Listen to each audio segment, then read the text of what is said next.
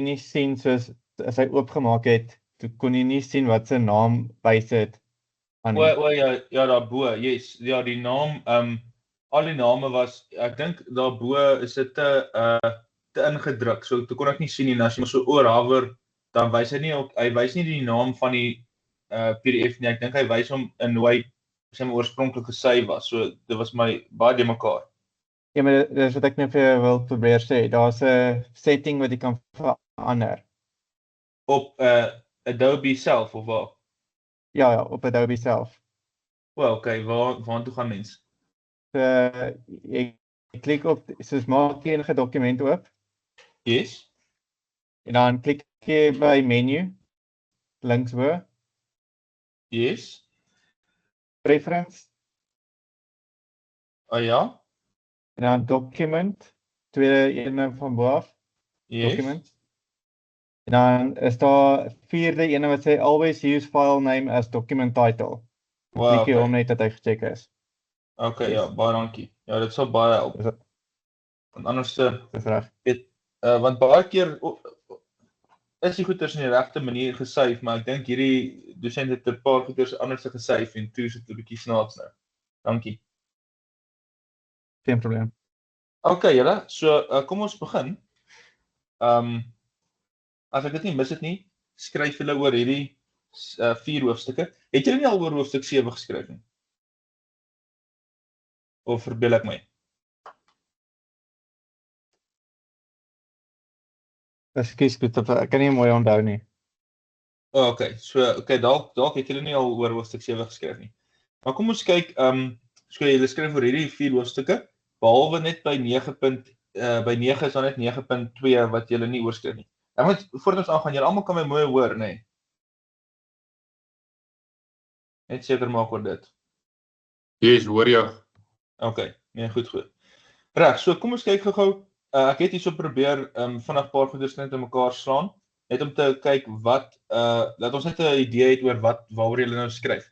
So hoofstuk 7, wat ons graag wil weet daar is, wat is die single best guess of a population value? So kan ons net kyk na die mean, kan ons net kyk na die standaardafwyking, al daai tipe van goeders.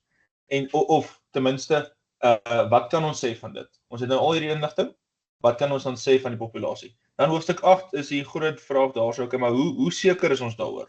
Soos kan ons sê ons is 100% seker of sê maar net 95% seker dat dit die interval is of glad nie eintlik seker net 80% seker. Yes, julle kan nie sien nie. Yes. Ek besef dit nou eers. Kom ek begin net weer oor. Dan dink ek eers weer hierdie ding hier so hê. Okay, so ek het hierdie ding hier gehad. Kom ek wys maar net dat dit net op rekord is. Ek het hierdie ding gehad en toe sê ek julle skryf maar so daai 4 hoofstukke.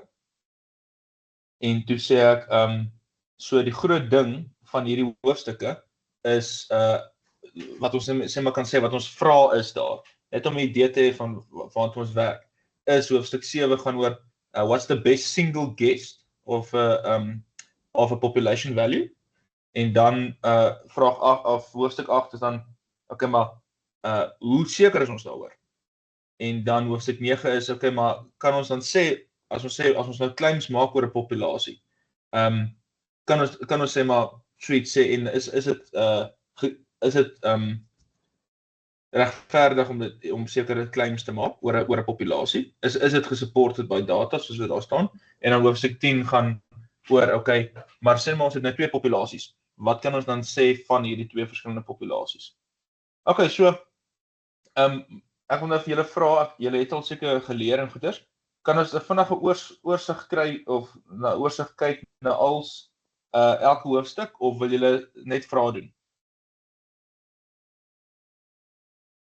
Christoph, ek dink ons kan 'n vinnige oorsig hê oor elke stuk en dan vrae doen. Ek weet nie wat dink jy is. Ja, ek dink dit is goed. Okay, is reg. So daar 2 sover uit die 4, so ons moet maar vir dit gaan. So kom ons kyk net hierso. Ek het hierso na 'n paar goeters oor hoofstuk 7. So hoofstuk 7 is nou die hele ding van die point estimation of parameters and sample distribution. So ons hoof fokus is, soos ek nou gesê het, wat ek net so vinnig gepraat het, is ons wil net estimate unknown population parameters. So ons wil graag weet wat is die gemiddeld, wat is die variansie en wat is daai p-kappie waarde. Ons wil ook weet die hele ding van die bias, effektiwiteit en gewoonlik gaan ons oor sample distribution werk. En net soos wat hulle hier ook sê, dink aan hoofstuk 7 as okay, ons het nou data, so wat kan ons dan nou sê van die populasie?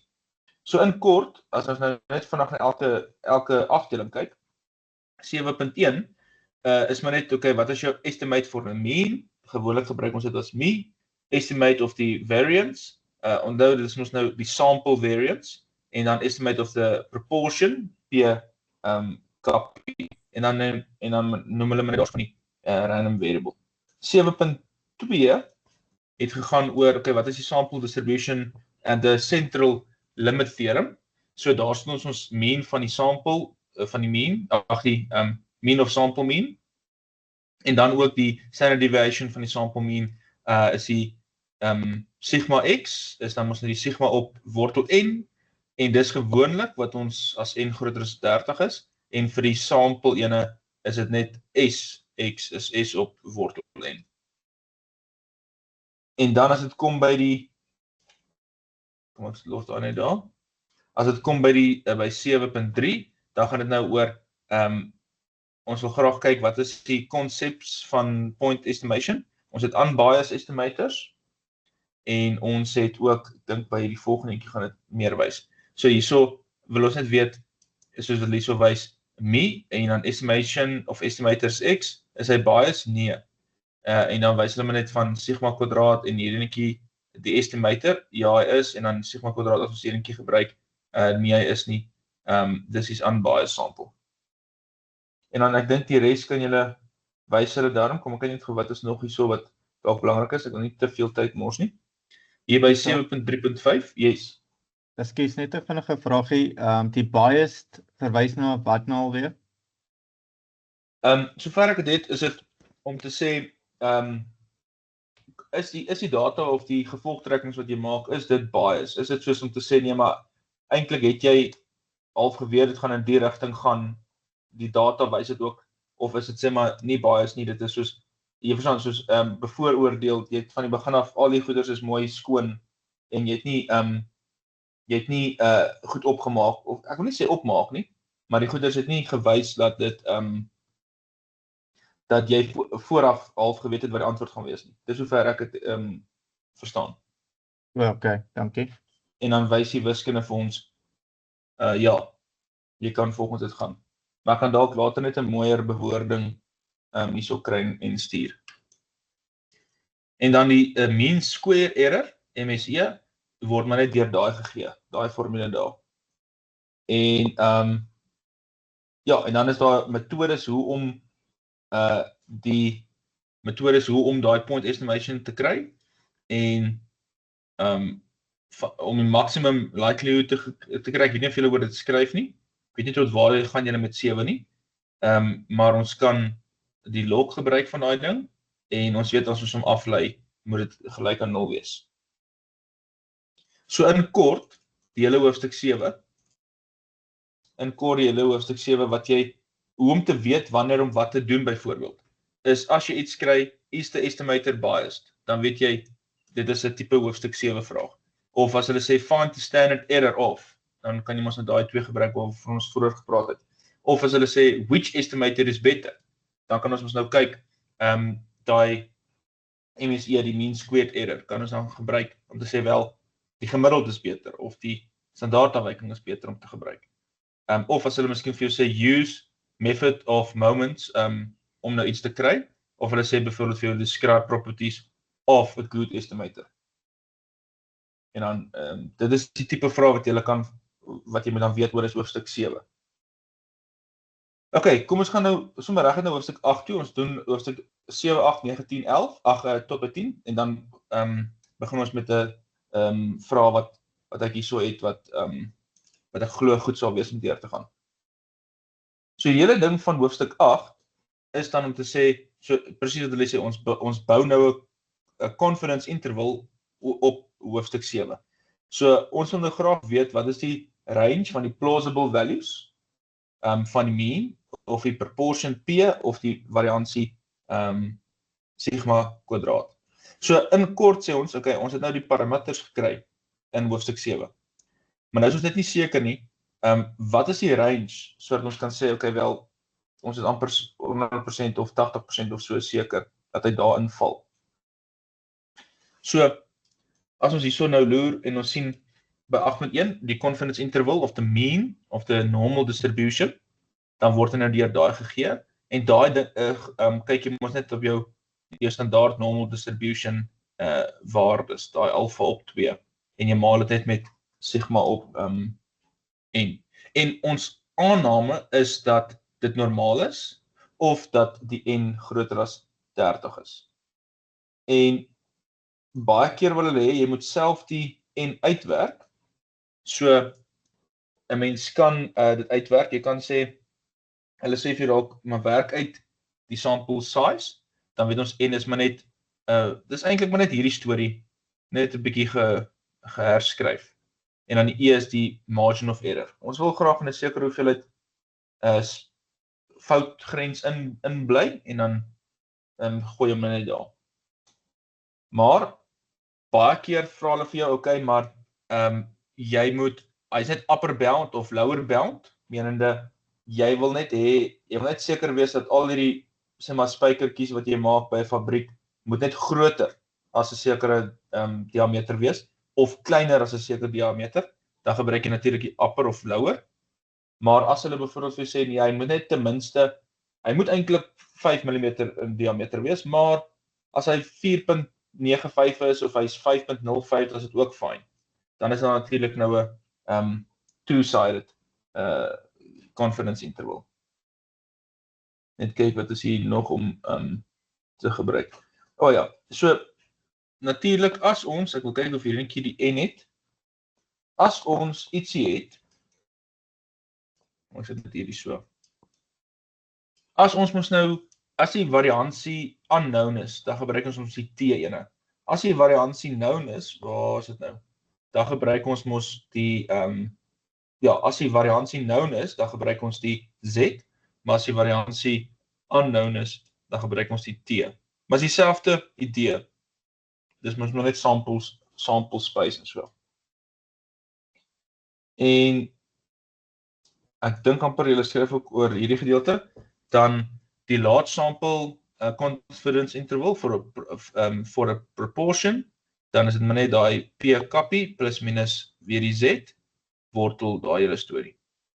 En dan wys hulle ook maar net vir ons wat p kappie is. En kom ek kyk of daar nog goeters is hierso.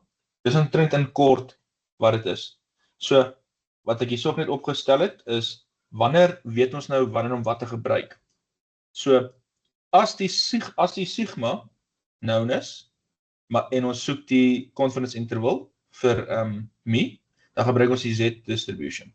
As hy unknown is en is 'n populasie normal, gebruik ons die t distribution. Okay, hier dink skryf hulle nie oor nie, die chi-square of skryf hulle nie oor nie. En dan ja, ek dink ook nie julle skryf vir die bootstrap nie, ek is nie seker nie. Maar ja, die groot ding is eintlik maar net as die sigma known is of nie known is nie. En dan tipiese vraag, hoe julle gaan weet, dit is hierdie hoofstuk wat ons mee besig is as mense sulke vrae het. As hulle vir jou sê, find the 95% interval, confidence interval, of find required sample space, of hulle sê vir die een ding is known, of hulle sê die confidence interval vir dit en dit. So dit is die tipe vraag wat jy dan weet, okay, dit is hoofstuk 8 se werk. Okay. Kom ons kyk nou na hoofstuk 9. En dan gaan ons amper begin met vrae. Hoofstuk 9 gaan oor nou, okay, nou toets ons die hipotese. So ons maak nou 'n besluit, ons maak nou 'n beslissing op die hipoteses wat ons het. So ons gaan dit die z, die t, okay, ons gebruik nie daar nie. Ons gaan dit uitwerk, ons gaan die p-waarde uitwerk en dan gaan ons sê reject ons dit of aanvaar ons dit, die null-hipotese. So, in kort kom dit daarop neer, ons het nou 'n claim gemaak. Ons sê nou, okay, volgens hierdie data wat ons al ingesamel het, sê ons, okay, al die spykers is definitief groter as 5 mm. Is dit waar of nie? En dan doen ons nou wiskunde om te sê, okay, nee, eintlik kon ek nie daai stelling gemaak het nie, en hierso is die wiskundige redes hoekom ek nie daai stelling kon gemaak het nie. En dan gee dit nou vir my. So, ek dink in die handboek het hulle nogal 'n baie mooi verduideliking van wat die prosedure is om dit op te los. Maar kom ons kyk maar net hierso. Ons het 'n statistical hipotese. Die null-hipotese is waar die mi gelyk is aan mi 0, en dan die alternatiewe hipotese, A1, is natuurlik as dit nie is nie. Gelyk is nie. Dan die tipes wat ons kry, two-sided, is dit net nie gelyk aan nie, maar one-sided, soos ons nou van gepraat het, is dit obviously of groter of kleiner. En ons kry die p-waardes, as hy kleiner as die alpha is, die p het ons en die alpha het ons dan. As hy natuurlik kleiner is, dan reject ons die null-hipotese. As hy groter is, dan fail to reject. So tegnies dan aanvaar ons hom. Ek weet dit nie hoe presies hulle die bewoording soek nie. En die stappe wat ons doen, soos ek sê, ek dink amper dit is ook so mooi in julle handboek geskryf. Jy stel eers die null-hipotese en jy stel H1, dan kies jy 'n significant level, alpha. Jy kies dan die toets statistics, of ja, dan werk jy dit uit, jy kry daai waarde van P, en dan maak jy jou beslissing. Reject jy hom of nie? En weer eens, as die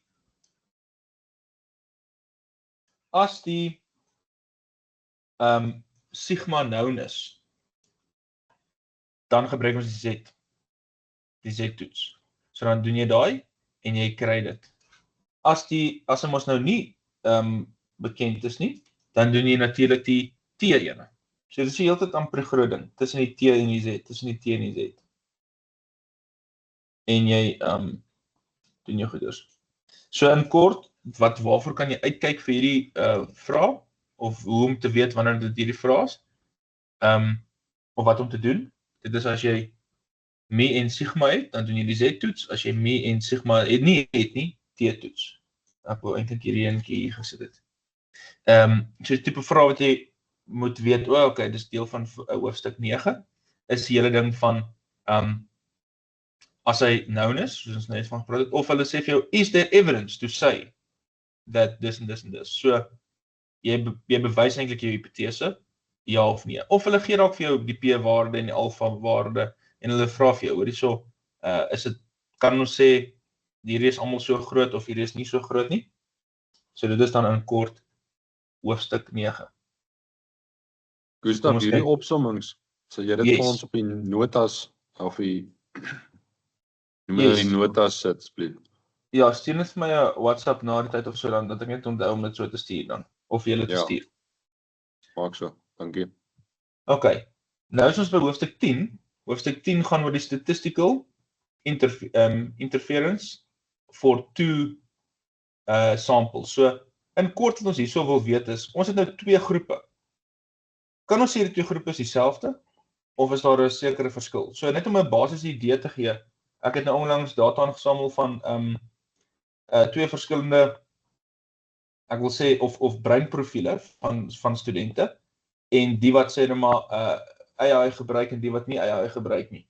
So, nou het ek nou sekere gevolgtrekkings gemaak. Nou, byvoorbeeld, ek wil nou sê, kan ek hulle 2, ek het nou van die ene groep goed data, en ek het van die ander groep data, nou kan ek sê, dat daar 'n groot verskil is. Kan ek sê, wel, dit beteken die een groep wat, sê maar AI gebruik, vind meer baat by die ander groep wat nie gebruik nie, of sê hoe goeders. Julle kry die idee, jy het nou 2 groepe, en jy wil graag gevolgtrekkings maak oor dit.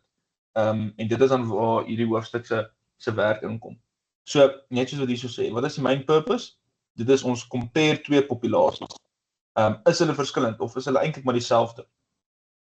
En ons het die means, want daar is nou 2 verskillende, so ons het 2 means, proportions het ons ook 2, en variansie het ons ook natuurlik 2. So hierso doen ons weer die hele ding van hipotese storie. Die hipotese toets, weer eens as hy known is, dan doen ons die Z-storie. En ons kyk na ons Z-tabelle en ons sê wel hulle is onafhanklik vir samples en ja, en ons kry net al daai goeders. In terme van confidence intervals kan ons ook weer eens known variance, net so daarso, kan ons confidence intervals kry. En dis weer eens, dis nou maar net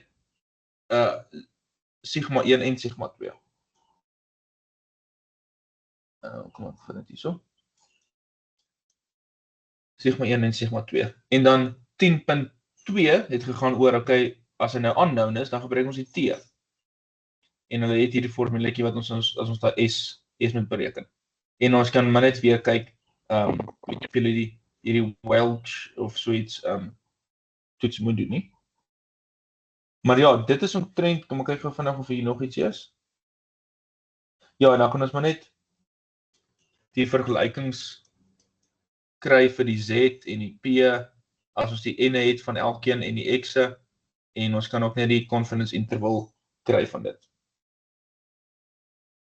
So in kort, hoe gaan ons weet wanneer om hierdie werk te gebruik? Ons vra net van, dit is nou vrae as hulle vir jou sê, compare the mean of the two groups.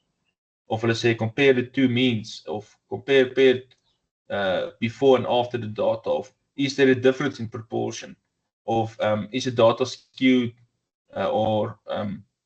of symmetries of wat ook al. So dis die tipe vraag wat jy dan kan kry.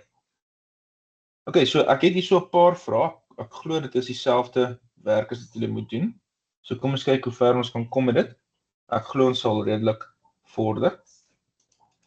Maar dis omtrent dit. Dis eintlik nogal lekker werk waar hulle skryf het als vloei daarom. Hoofstuk 7 soos ons vroeg gesê het, kom ek kry net weer daai opsomming. Want ons net vandag als weer recap. So is eintlik nogal lekker hoofstukke. Ons hoofstuk 7 sê vir ons, wat is die beste single guess for population? Okay, hoe seker is ons daaroor? Okay, maar kan ons, is hierdie claim wat ons maak dan gesupport? So as ons nou sê, okay, maar ek sê dan, die een is groter of die een is kleiner of so, is dit gesupport met data? En dis nou net vir een byvoorbeeld, wat van as ons 2 populasies het, hoe kan ons dit vergelyk? Kan ons sê hulle is dieselfde of nie? Dit is eintlik nogal cool. Enige vrae sover?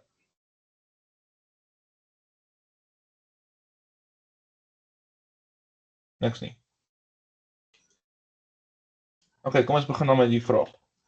So hulle gee hierso vir ons, the following prices represent the cost of a plane ticket from Lanseria Airport to Durban Airport. The sample was taken by questioning passengers, selected randomly, about the price that they paid for the plane ticket. So, een het oor die R1000 betaal, ander het maar net R200 betaal. So, nou vra hulle vir ons klomp vrae. Wat is die standaard deviation of this data? So, mens tik dit net in jou sakrekenaar in, vir nommer 1, en kyk gou, julle weet mos hoe julle sakrekenaar werk, so, kyk gou wat kry julle as julle dit intik, standard deviation.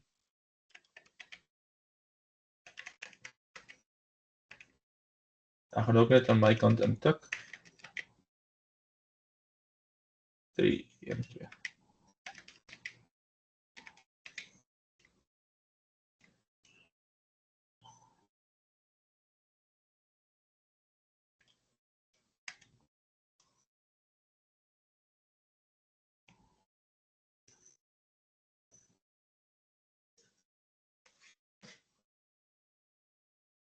Kyk of julle onthou, ons soek mos nou sample, want dis mos nou vir die sample space. So kyk of julle die S kry is 283.3416667. Ok, obviously ons rond af tot 2 desimaal. Ek wys maar net wat my sakrekenaar vir my sê.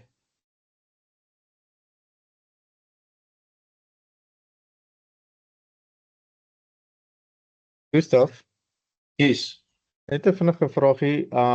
As jy daai nou doen, wanneer kies jy die ene tussen die S en die op daai ene wat 4x is? Ek weet nou nie die regte Die simboolnaam is nie. die signaal. Ja, Sover ek weet is dit S is dit as dit 'n sample is, so hulle sê so the sample was taken questioning passengers, random selected, maar dit net hierdie sample hy's klein. Hy's kleiner as 30. ek hoor wat jy sê. Ja, so dis die En as- groot verskil. Kom ek kyk of ek 'n vinnige mooi opsomming kan kry. Yes. Nee, ekskuus, dis al wat ek geweet het. So as hy dan groter as 30 is, dan kies jy daai sigma ene. Ja, gewoonlik. Kom ek kyk of ek hierso 'n mooi opsomming vir julle kan wys. So ek gaan nou dit vir julle wys. So as die populasie standaard deviation known is, dan gebruik ons die sigma. Okay, maar in die geval is hy nou nie. Maar as ons die sample standard deviation gebruik, dit is as die populasie standaard deviation nie known is nie, wat in die geval is. En gewoonlik, soos ek gesê het, as n kleiner as 30 is. So dit is in kort eintlik wat dit is. Okay. Nou die volgende stap vra dan, kom ek sit net hierdie antwoord hier. Die volgende stap sê dan, okay, nou wat is die derde kwartiel van hierdie data? So dis eintlik 'n lekker vraag. Ons hergroepeer dit mos. So 211 is die kleinste en dan 332 354, julle weet mos hierdie julle doen dit al lank. 485, wat is die volgende? 519 610 737 912 en 1000. En dan gaan kyk ons plus mos enetjie by. So en onthou op hoërskool het jy net gesê as dit tussen twee goed lê, vat jy die gemiddeld. Nou vat ons net nou presies die wat se naam? Die punt 7 storie. So hierso is ons moet mos nou plus n, want dis rou data wat ons het. So hierso was hoeveel? 1 2 3 4 5 6 7 8 9. So ons moet dan 10 vat. So 0.75 maal 10, dit is net vir die posisie. Dit is net vir die posisie. So na die 7.5ste enetjie. So 1 2 3 4 5 6 7. So 7.5 is net die helfte van daai 2. So ons kry maar net 0.5 keer die helfte of in daai. So dis maar net hulle twee bymekaar geplus. En dit is dan die antwoord tot hierdie vraag. Die derde kwartiel is dit. Kom ons vat net 'n voorbeeld. Sê maar hierdie dingetjie uitgewerk op 7.89. Ek vat sommer iets randoms. So kom ons sê ons moes die 7.89de getal of posisie gekry het. Dan was dit mos nou nie mooi in die middel nie. Dat jy net gesê minus 7, so ek gaan nou basies 89% vanaf hierdie enetjie tot daai enetjie gaan uitwerk. So 89% maal met die verskil tussen daai twee, 912 minus 737 gee vir jou 'n sekere getal. Wat beteken ek moet soveel vanaf hierdie getal wees. So plus dit met 737. Dan sal daai mos nou my getal wees wat die 7.89ste getal is daar. Julle weet mos, julle het mos termodinamika gehad. Of julle het dit nou. Ja, ek het dit laas jaar gehad, Gustaf. So dis die hele interpolasie storie. So jy vra net vir jouself hoe ver is jy van die een. In die geval was ons mooi in die middel, want dis die 7.5 stene. So in die geval was ons net lekker in die middel, maar dit kan wees dat dit nie so mooi uitwerk nie. Dan moet jy maar net met dit volgens dit gaan. Gustaf. Okay, yes. Ek sien jou calculator kan ook vir jou Q3 en sulke goed uitwerk. Ek het dit nie geweet nie. Maar ja, as jy net jou antwoord wou bevestig het. Dis reg, ja, dis nogal eintlik netjies. En dis eintlik oulik dat hy dit kan doen. En ek glo ook hy sal akkuraat wees daai hele n plus 1. Daai storie wat mense moet doen. OK. Kom ons kyk na die volgende vraag. Dis nou vraag 2. Vraag 2 sê so vir ons, en is hierdie tipe van vraag wat hulle nou vir jou gee en mense moet nou self weet wat doen dit. Ek moet kyk, ek dink amper hierdie is vorige werk. Dis daai Z goeters. Ek dink nie hulle skryf oor dit nou nie. Dit kan verkeerd wees.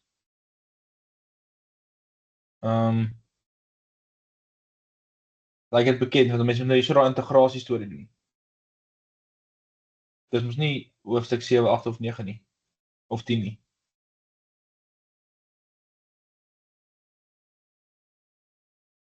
Maar kyk net hier.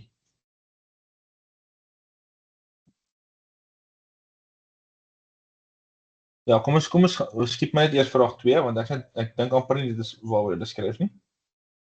Kom ons gaan hier na vraag 3 toe. So hulle gee vir ons hier 3.1, a civil engineer is analyzing the compressive strength of concrete. Compressive strength is normally distributed en dan gee hulle nou vir ons sigma kwadraat en a random sample of 12 specimens as a mean compressive strength of, en dan gee hulle vir ons die gemiddeld. En nou vra hulle vir ons, bereken nou of construct a 95% two-sided confidence interval on mean compressive strength. So, ons weet nou, dat ons gaan ons die alpha op 2 vat, want dit is ons nou two-sided. En hulle wil 95% confidence interval hê, so dit kom daarop neer, 95% van ons data moet hier binne lê. Wat beteken hier is dan 2.5 en hier is 2.5. Wat beteken ek gaan kyk na die Z waar alpha 2.5% is. So dis waarna ek gaan kyk.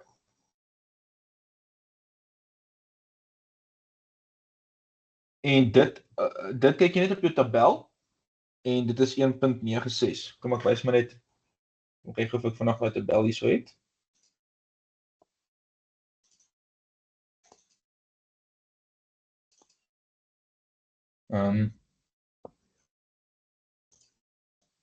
Ja, 0.02. Okay, dit moet nie so het. 0.025. Ag, waar is hy nou? Maar ja, ek seker julle weet om te kry, maar kom maar kyk maar net of ek hom vandag hier so het. 0.025 en dit is gesê 12 specimens.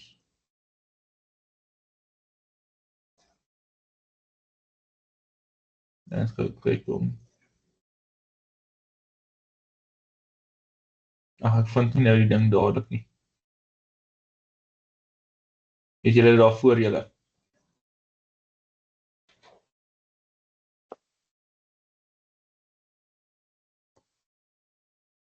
Waar hierso. Kom wys my net. En hulle het nie vir ons iets gegee nie. Hulle het nie vir ons gesê soos wat ons vrye veranderlik is of so nie.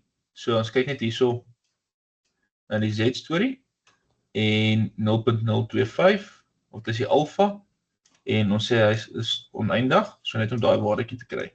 Soos die 1.96. Okay. Gustav? Yes. Ekskuus, ek tog jy moet kyk na daai 12 specimens soos waar hy oorkruis. Dit is die N. Ons gaan nou in ag bring. Ekskuus. Ja, sover ek dit het, ja, waar hy ek dink hulle sal pertinent sê die degrees of freedom. Ek dink daar is dalk gevalle waar ons nou gaan sulkes gaan hê. Dan moet ons volgens dit gaan.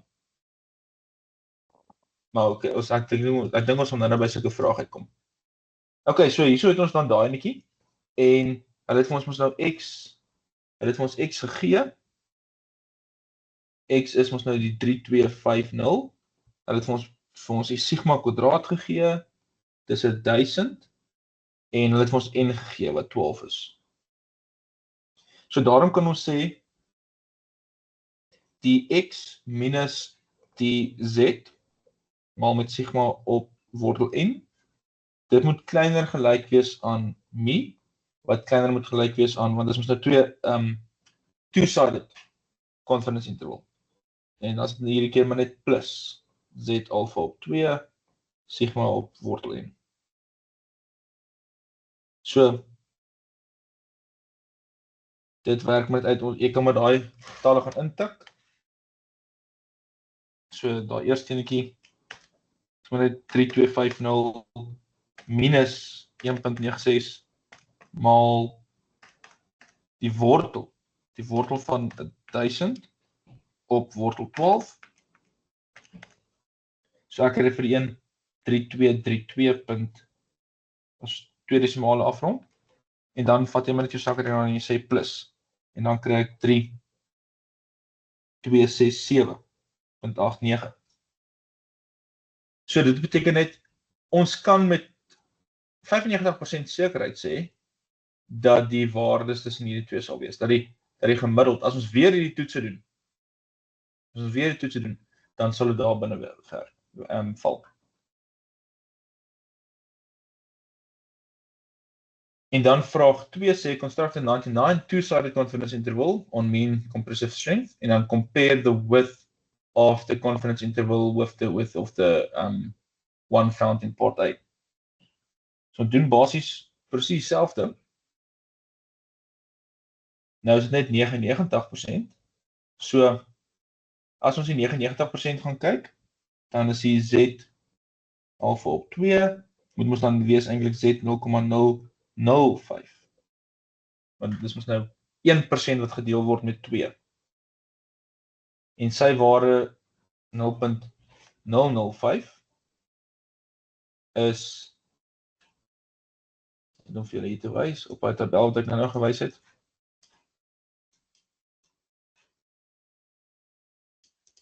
Sal dan daai netjie daar wees. 2,576. Weet nie hoe akkuraat julle tabel is nie. 2,576. En jy doen presies dieselfde as ons hier gedoen het. Nou is ons X is nog steeds daai waarde daar. Die Z is nou net daai waarde en nie daai vorige nie. So jy kan maar net weer jou sakrekenaar vat en dit sommer vandag net gaan terugvervang. En verander maar net die Z as 2.576. En ek kry dan me is tussen 3226.48 en dan as ek verander na plus toe, dan is dit 3273.52. Gustav, Yes. klaar gou vir my iets, in daai tabel, hoekom gebruik ons die oneindig? Wat is daai die kolomme, die rye voor? Ja, sover ek dit is dit dan die degrees of freedom, maar hulle het nou iets spesifieks genoem van die degrees of freedom nie. So dis kom ek maar net sê dis oneindig. Okay. Ek dink ons sal nou by som kom wat mense dan juist moet kyk, sê maar by 21 of by 30 of sulke goeders. Okay. So Gustav, Yes. so as hulle niks noem oor die degrees of freedom nie, dan neem jy aan dis oneindig. Dis waar jy dan kyk. Yes, dis hoe ver ek het het. Ek sal nou kyk na die volgende, as daar sulke vraag oppop, hoe mense dan die verskil kan sien tussen wanneer jy weet jy moet degrees of freedom gebruik of wanneer jy oneindig kan gebruik. Okay, maar nou is die vraag was ook verder, compare the width, en obviously, wat kan julle sien? As ons net 95% akkuraat wil wees, dan kan ons 'n kleiner gedeelte vat, sien julle? 323, hierso is 322. Julle sien. So obviously, die groot vraag is nou net elke keer ook, maar wil jy regtig 99% akkuraat wees? Dan gaan jy heeltyd 'n groter sample heeltyd moet vat, of wil jy net 35% elke keer reg wees, dan hoef jy net 'n kleiner sample te vat. Julle kry die idee. So ideaal in die regte wêreld is doen alles 100%. Maar dis natuurlik kostes aan verbonde en sulke goeders. Jy wil nie endless resources en dis tyd en al sulke goeders. So dit is hoekom mens dalk ja, hierdie is groter en ons gaan 99% akkuraat wees, maar alles hang af van die situasie. Dan kon ons eintlik maar net 'n kleiner sample space vat of 'n volgende interval vat wat ons net 95% akkuraat is. Gustav, Okay. Yes. Ekskuus, ek het 'n simpel vraagie nou. Die een aan die linkerkant is 95% akkuraat en die een aan die regterkant is 99% akkuraat. So wat dit sê is, en ek dink amper hulle kan dit as 'n teorievraag ook vra. En mens moet nou mooi verstaan wat hierdie beteken. Hierdie beteken dat as jy, dat ek ook net kyk of ek dit mooi kan bewoord. As jy hierdie scenario's weer gaan doen. As jy, kom ons gaan nou weer hierso na die oorspronklike vraag toe. As jy nou weer 12 specimens gaan vat en jy gaan kyk dan weer wat is hulle storie. Maar jou interval wat jy nou gaan kyk het vir die mi, jy gaan kyk nou, jy vat nou hierdie 12 specimens en jy sê wel, ek dink hierdie 12 specimens gaan hier inval, se mi gaan tussen hierdie twee waardes wees. Dan sal jy 99% akkuraat wees. As jy sê wel, ek dink die mi gaan tussen die twee val, dan sal jy 95% akkuraat wees. So wat hierdie persentasie sê, is nie, jy is 99% akkuraat deur hierdie toets te doen nie, of hierdie sample space te vat nie. Dit is, as jy die sample space vat, of jy doen die toetse weer oor, en jy sê dan, okay, ek dink dit gaan tussen hierdie val, dan behoort daar 99% van jou specimens hierin te val, en 95% hierin te val. Jy verstaan die verskil tussen die twee scenario's. Yes, Gustav, ek verstaan. En ek dink amper hulle het dit al in 'n vorige toets gevra. Dan sê hulle vir jou, okay, nou verduidelik wat beteken die hele confidence of interval. Dit sê nie hoe akkuraat jy is nie, dit sê in daai interval sal jy dan soveel persent akkuraat gewees het. Gustav, sorry, so ek wil net, wat ek nou oplei is, so hoe jy self kan check ook, dat as hy 'n groter persentasie interval het, dan lyk dit vir my of die interval groter word. Wat obviously vir jou 'n groter kans gaan gee, dan soos die interval kleiner word, raak die kans dan nou minder. Ja. Okay, presies so. dankie. As jy baie eenvoudige voorbeeld wil vat is, kom ons sê ek vat net iets regtig eenvoudig. Jy vat nou hierso 'n bal en jy meet nou presies, hier is 1 meter en jy stamp net die bal. Maar obviously, jy gaan nou nie elke keer 100% akkuraat om dieselfde manier stamp nie. Maar jy probeer ten minste. En dan meet jy hoe lank vat hy. En nou vir gemeenskapshalwe, hy vat 0.3 sekondes en toe toets jy dit weer, toe vat dit 0.31 sekondes en toe toets jy dit weer, toe vat dit 0.29 sekondes ensovoorts. So nou, en jy het dit sê maar 10 keer gedoen.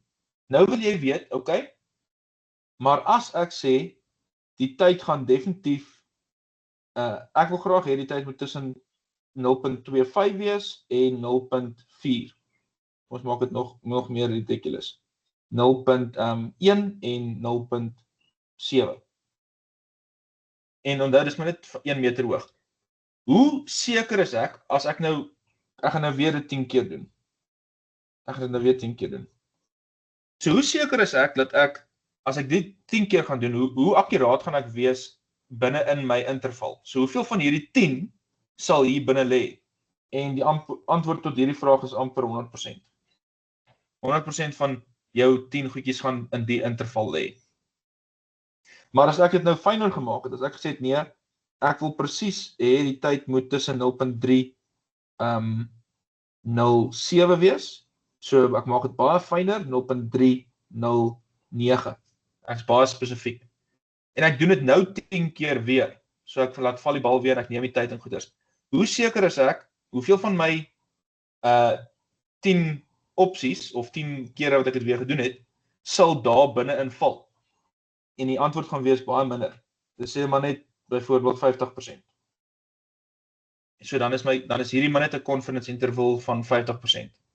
So obviously, hoe fyner jy werk, hoe meer spesifiek moet jy wees, en dan is jou confidence dalk minder.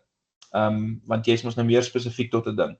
Waar as jy dit oopmaak en jy maak dit bietjie breër, dan is die kans dat jy weer daai toetse gaan doen en dit val in jou gebied waarin jy belangstel amper 100%. Maak dit sin? Yes, ek met jou, dankie Gustav. Okay. Reg, kom ons kyk nou na enetjie. So dit was 'n 3.1 vraagie wat gegaan het oor confidence interval, maar dit het gegaan oor ons het geweet ons moet na die Z kyk. Kom ons kyk nou na enetjie waar ons na die T moet kyk. So hulle sê vir ons hier, a particular brand of diet margarine was analyzed to determine the value of daai vreeslike woord, fatty acid. A sample of 6 packages resulted in the following data. So, hoe weet ons nou, ons moet nie die Z gebruik, maar eerder die T. Want hy het dit nou die hele tyd gesê. Is omdat hy nie die sigma mos betrokke het nie. As jy weet wat die sigma is van die sample, dan gebruik jy Z. As jy nie weet wat dit is nie, gebruik jy die T-storie. So, hulle sê nou net hierso vir ons, assume that the level of die is approximate normal distribution.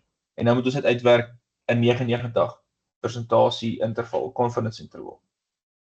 So, ons weet nou ons alpha is, as hy 99% is, dan gaan dit wees, die alpha is 0,01, maar dit beteken as ons nou deel met 2, is dit 0,005. En, hier kom nou die ding in van, wat is ons waarde van, hoeveel samples, as ons die T gebruik, dan moet ons kyk na die hoeveelheid wat daar is, om nou na die degrees of freedom storie te kyk. So 1, 2, 3, 4, 5, 6. En die reël sê altyd, ons vat T alpha op 2 en N minus 1. So daarom gaan ons vat T 0,005 en net 5. Want dit is nou 6 minus 1. Gustav, Yes. ekskuus net 'n simpel vraag. As ons alpha wil kry, is dit altyd die confidence minus die verskil. Dit jou alpha. Yes, ja, sover ek dit het, want dis hoe ons nou die hele tyd deur 2 gedeel het, omdat ons mos aan al twee kante belangstel. En jy sal sien, die sketsie wys dit ook sommer. Die sketsie wys dit daar op die formuleblad wat jy kry, wys dit die alpha is daai stukkie waarin jy, so obviously as net aan een kant is dit net die alpha, maar as dit aan twee kante is, dan deel ons met 2. Dankie. Okay, so nou as ons gaan kyk op daai tabel wat ek nou gehad het, en nou gebruik ons actually T, nou het ons die Z gebruik, so dis moet ons nou oneindig kon gekyk het. Nou kyk ons na die T, so ons moet nou kyk na die degrees of freedom. En dit is 0,0, dis 0,005, so dis hierdie ouetjie hier, en dit is by 5, so daai ouetjie daar. So dis dan daai 4,0032. En dieselfde formule word eintlik maar toegepas. Kom ek skryf dit hierso 0,4. Gustav, hoekom het ons 5 gebruik? Want die reël sê dit is n minus 1. Okay. En daar is mos 6 van hulle. Ja, ek is nou by.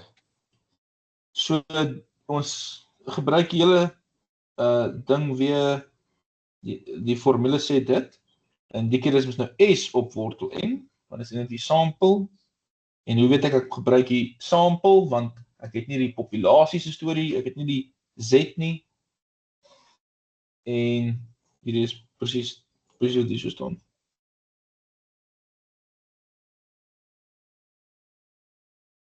En jy kan daai maar gaan uitwerk. Ons het mos nou X is vir ons gegee as, of ons werk dit self uit, so jy tik maar net daai by mekaar, en jy kan maar net op jou sakreël intik, 16.8, 17.2 ensovoorts.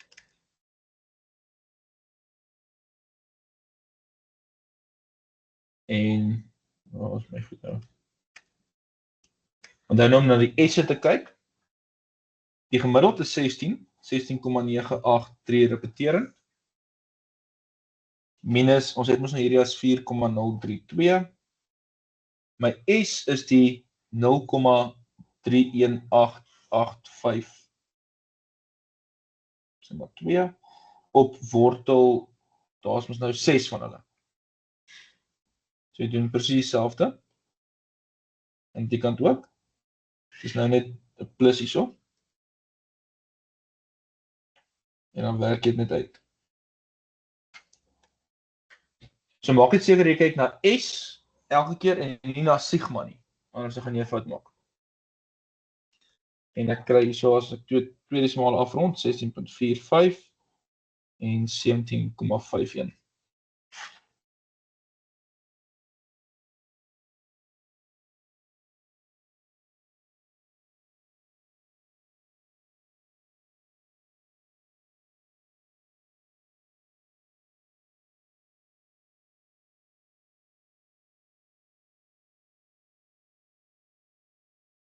Julle reg met dit.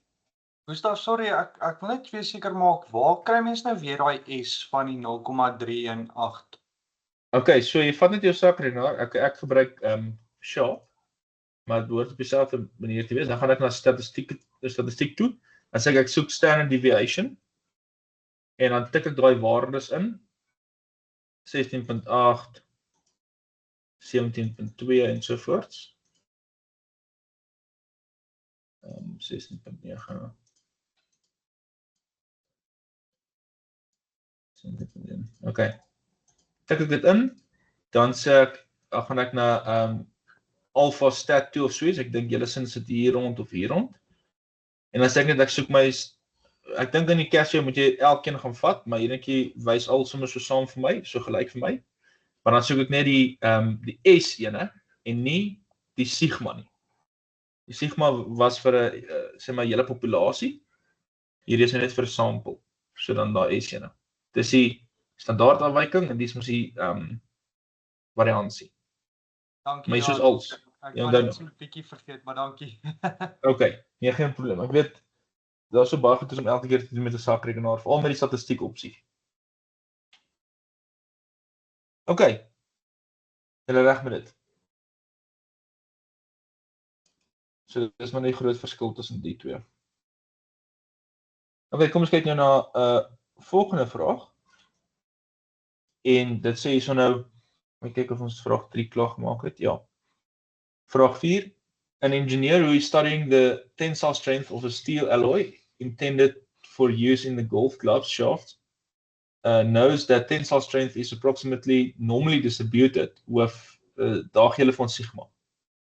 A random sample of 12 specimens has a mean tensile strength of, en dan gee hulle daai vir ons. En nou hierso is nou daai hele hipotese storie. Hulle sê test the hypothesis that that the mean strength is 3500. En dan gee hulle ook vir ons alfa. So, en nou is dit daai hele stappie storie. En ons moet nou net die stappies doen. So ons begin by die punt 1 of stap 1 en ons sê wel, ons stel nou ons nul hipotese. Ons nul hipotese is, hy is net 3500. Nie kleiner of groter of so nie, want dit het nie gesê, as hy miskien gesê het, hy wil dit toets en hy wil kyk of die sterkte altyd groter as 3500 gaan wees. Dan soos ons nou gesê het, groter as 3500. Hierso sê hy net, hy is dit, so ons sê maar dit is. En dit gaan opweeg teen die alternatiewe hipotese. Dink julle jy kan AA gebruik? Die alternatiewe ene sal dan net sê, wel my mi is nie 3500 nie. Dalk sê 3200, 3000 of dalk 4000 of so iets. Ons het mos nou ons alfa as 0,01 en ek het mos sigma. Ek het sigma, so ek weet ek kan my Z gebruik. So my Z in die geval is mos die X minus mi op sigma gedeel deur wortel n. Want ons het die populasie weer eens. Ons werk dit uit en dit sal wees hulle het my gesê dis 3250 die gemiddeld minus waarna stel ons belang 3500 gedeel deur hulle het vir ons gesê wat sigma is 60 gedeel deur wortel. Hoeveel is daar? 12 specimens. En dan werk jy maar net dit uit. Dit behoort 'n negatiewe getal te wees, want bo is mos nou 'n kleiner getal minus 'n groter getal.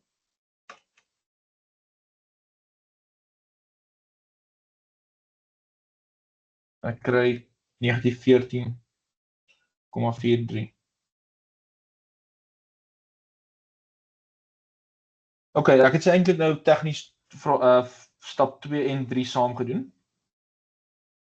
Stap 4 is dan om te sê, OK, wat is my p-waarde? So, dis mos nou mal 2, want dit is aan twee kante. Dis nie net groter of net kleiner dan nie.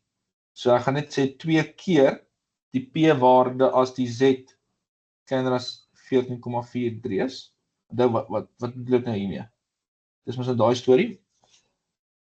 En ons het dit nou uitgewerk op negatief 14,43. Maar dis mos net, ek toets mos nie net groter of net kleiner, so ek moet hierdie gedeelte vat en daai gedeelte vat. So dis omdat ek dit met 2 maal. En negatief 14 is nogal wyd klein. Kom ek kyk net op daai tabel, die z-tabel wat julle het. Julle word daarom die negatiewe enetjie ook gegee, dink ek. Maar soos julle hier kan sien, ons het 'n negatief 3, dis waar dit stop.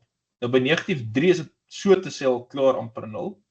Nou imagine hier by negatief 14, dan gaan daai waarde mos nou basies 0 wees. So hierdie is soos 2 maal 0, wat net 0 is.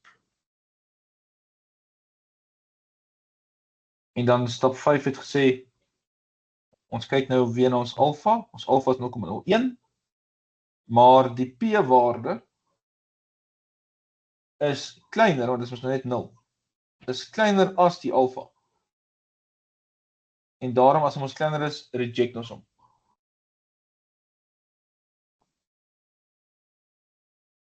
So ons reject die nul hipotese, wat beteken, die nul hipotese het ons mos gesê, dit is dit, so nou reject ons dit is nie dit nie, want dis, jy moet nogal regtig fyn werk om seker te wees dat dit gaan altyd dit wees. En ek bedoel, die gemiddeld van die 12 het gewys, dis 3250. So wat is die kans, daar is sekere kans, maar wat hang nou af wat alfa is, maar wat is die kans dat as ons nou weer die storie gaan doen, dan gaan dit 3500 wees, die mean. Dis nogal 'n bietjie wyd uit. So hierdie maak sin dat ons dit reject. Gustav, Yes. ekskuus, ek het net twee vrae. Wanneer hy nou sê hypothesis wat groter is as 3500, dan gaan jy nou daai z aan weerskante doen. Daai van minus en plus. Sover ek het dan sou nou kyk of hier so geval is, maar ek dink amper jy gaan dan net na 1 kyk. Jy gaan nie met 2 maal nie. Yes. So jy gaan net na die groter as kant kyk. Jy hoef nie die kleiner as kant ook te doen nie. Okay. Ja, sover ek het, want dan gaan hy mos net in een gedeelte wees. Maar in die geval was hy's of dit of hy's nie dit nie. So dan gaan ons al twee kante wees.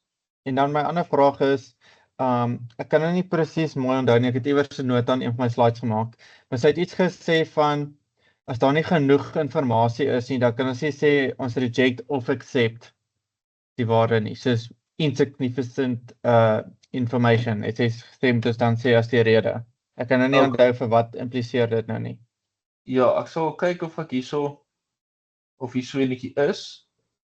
Anders sal ek net later net kyk of ek nie so 'n voorbeeld kry nie.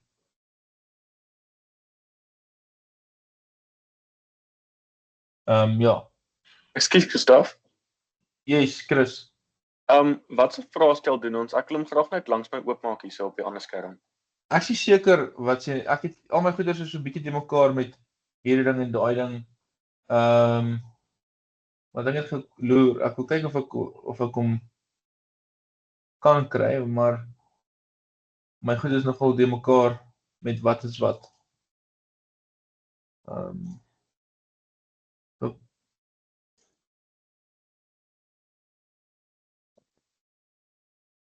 Nee, ek is glad nie seker nie. Ek dink dit is laas jaar sin. 2024 sin. Ja, dankie. Maar ek kan verkeerd wees, want ek het nie al die datums hierso van wat elkeen is nie. Maar ek dink dit is dalk Laasjossen. Okay, reg, maar nou vraag B. What is the smallest level of significance at which you would be willing to reject the null hypothesis? So, ons het nou net gesien dat die p-waarde is 0. Dis die kleinste waarde. Dan gaan ons hom reject. So, ek dink jy kan maar net weer sê vir B, die kleinste, want hulle vra ons wat is die kleinste?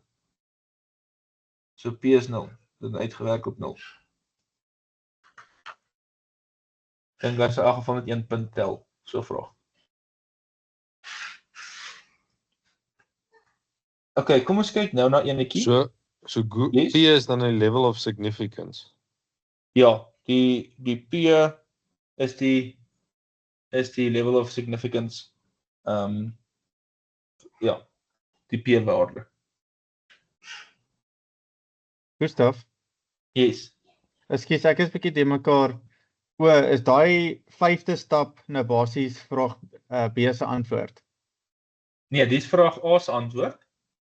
Ons het nou gesê ons reject hom of ons aanvaar hom.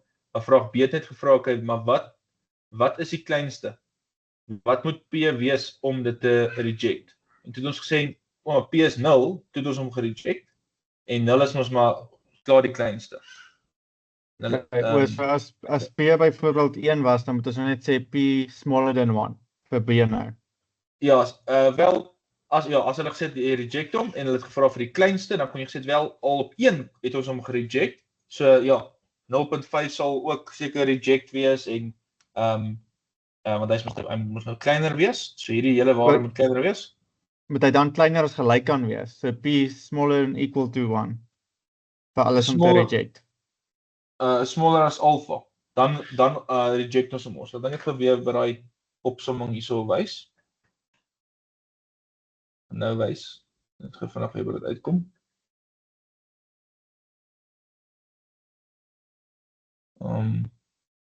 Daai stappies. Waar is dit?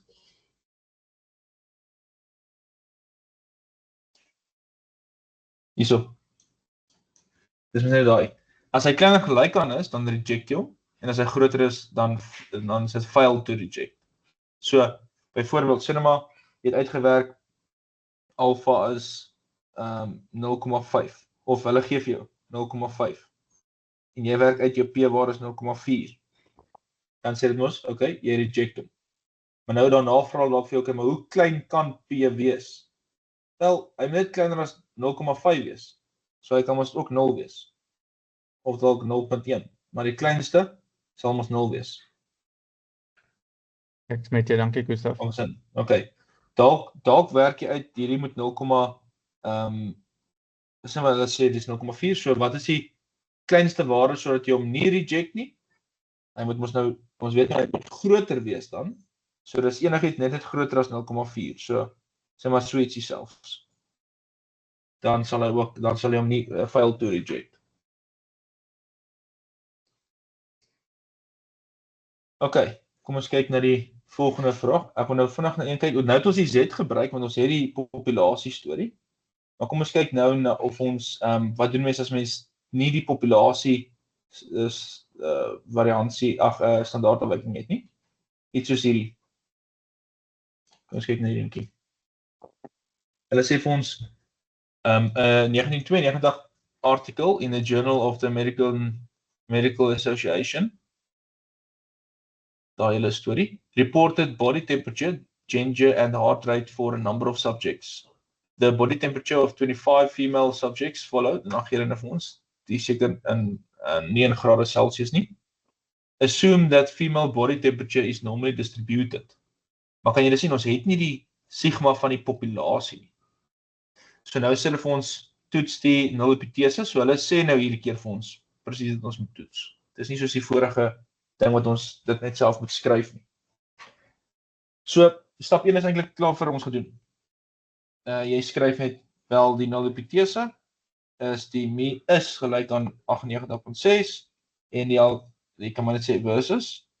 Die alternatiewe hipotese is dis nie gelyk nie.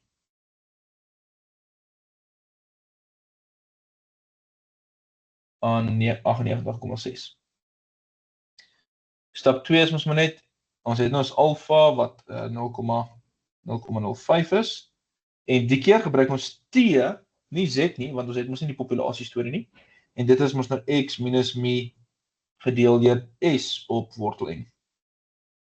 En ek doen sommer stap 2 en 3 saam, die X gemiddeld, ja, nou moet ons dit eers gaan uitwerk, so, jy moet nou, dit gaan nou lang vat, jy moet net al daai nou by mekaar plus en deel met hoeveel ook al hulle is, en daar is 25, het gesê 25, so, jy kan maar die sommetjie gaan doen later, maar dit behoort uit te werk op negatief 3,48, want die gemiddeld is 98,264, en die mi het ons mos nou, daar is die mi, en die S, die S is ook wat jy op jou sakrekenaar vat, of uitwerk, 0,4821, en die N is 25.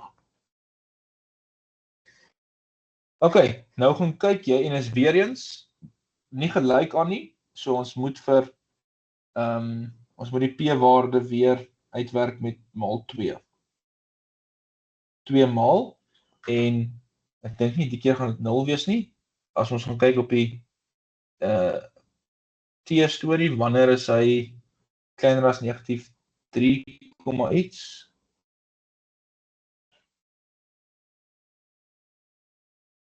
kyk wat was die tabel wat ek soek, as hy hier op is, negatief 3,4,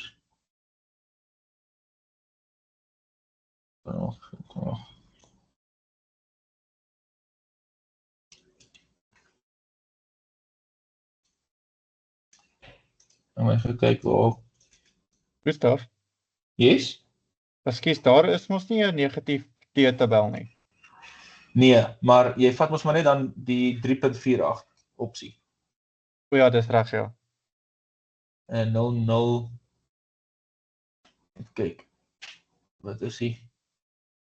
Waar daar, 0,001. Ok, ja, hy werk presies so uit, soos julle hier kan sien, op die tabel. Ons soek mos nou 'n waarde van 3.48, en 3.48 met, onthou is die T-tabel, so ek moet werk met N minus 1 vir my degrees of freedom, so dis 24, dus moet ek hier kyk na 24, en by die 24 ene, hulle behoort hierdie getalle so te laat maak, dat het maklik op die tabel sigbaar is. En hier so is die 3.467, wat so te sê 3.48 is. Ek weet dit is so 'n bietjie uit, ek kan seker na hierdie ouetjie hier gekyk het, tussen hulle twee eintlik, maar dan is dit nou 23 en nie 24 nie. So, dit is aan die 0,001. So dis moet ons dan maal met die 0,001. En dis dan natuurlik 0,002. En dan die volgende stap is maar net die P is kleiner as die alfa, want dit is nou 0,002 wat kleiner is, wat was die alfa 0,05. En daarom reject ons die hipotese.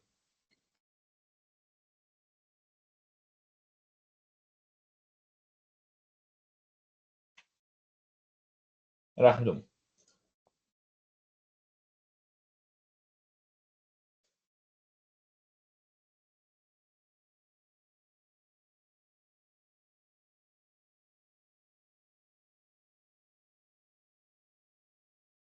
Ok, kom ons kyk na die volgende storie. Kyk of hulle hier so enetjie het, ok, die is weer eens, ok, maar die is nou, kom ons doen nou 0 hipotese, maar die keer, die hele hipotese storie, maar die keer is dit 2, so dit is nou al vir hoofstuk 10. Hoofstuk 10 is ons gaan oor 2 goeters. So hulle sê hier so vir ons, the overall distance traveled by a golf ball is tested by hitting the ball with Iron Byron and hoe kan jy dit uitspreek, a mechanical golfer, of die ou, sorry, with a swing that is said to emulate the legendary champion daai Nelson.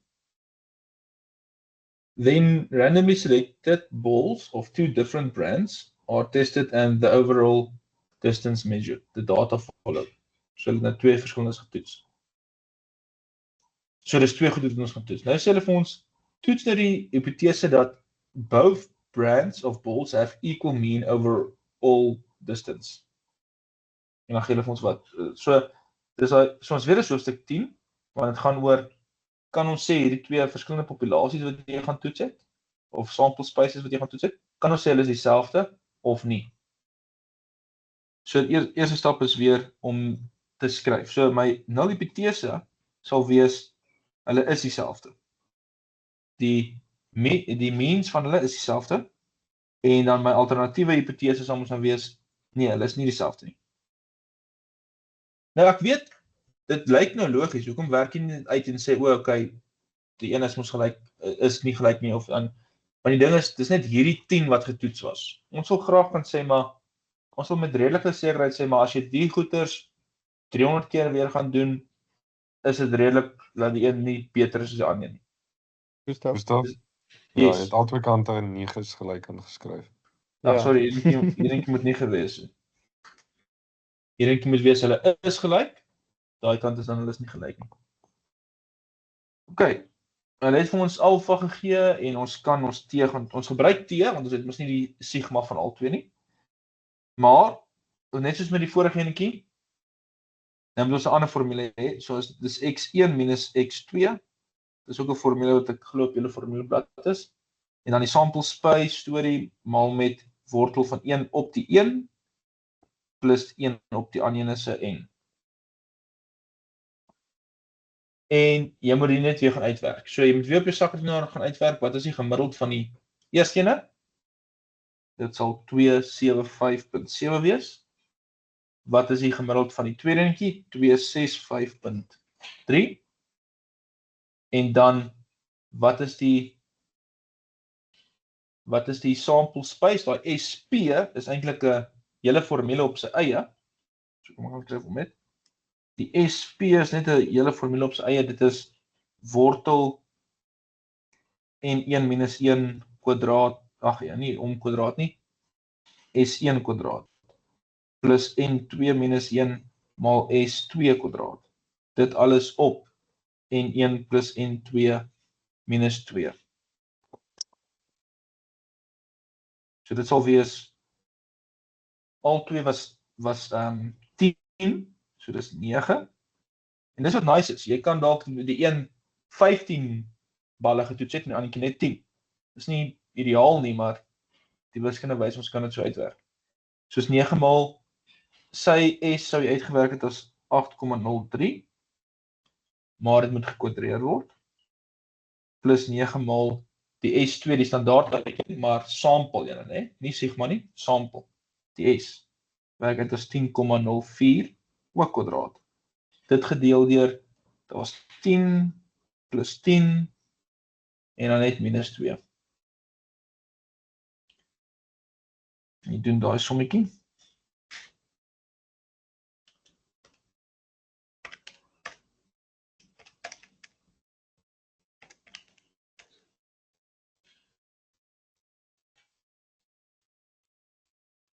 En dit werk uit op 9,091. So dis dan daai 9,091 maal met 1 op 10 plus 1 op 10.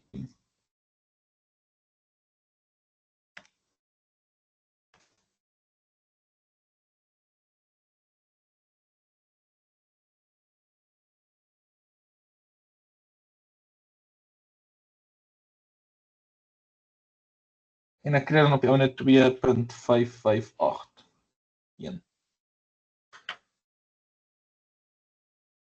Okay, maar weer eens is net nie gelyk aan nie, so vir my, om te toets, kon ek vir my p-waarde, kon ek weer net gesê 2 maal, wanneer is die t groter as daai? Kom ons gaan kyk, ons moet nou gaan kyk, hy moet ons nou, dis basies die wat die significant, die degrees of freedom is. So die degrees of freedom is 20 minus 2, soos 18. Soos die ander was net minus 1, minus 2, soos 18. En hy werk amper uit op hierdie ouetjie hier. Soos julle kan sien, is redelik naby. So ons kom maar sê, dis 0,01. 0,01. Die 0,558.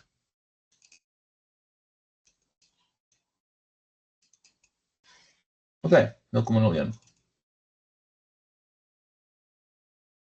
En dis 0,02. En nou maak ons 'n beslissing. So ons sê die p-waarde 0,02 is, wat was die alfa nou weer? Dit vir my gegee, 0,05. Is weer eens kleiner as daai netjie. So ons reject hom.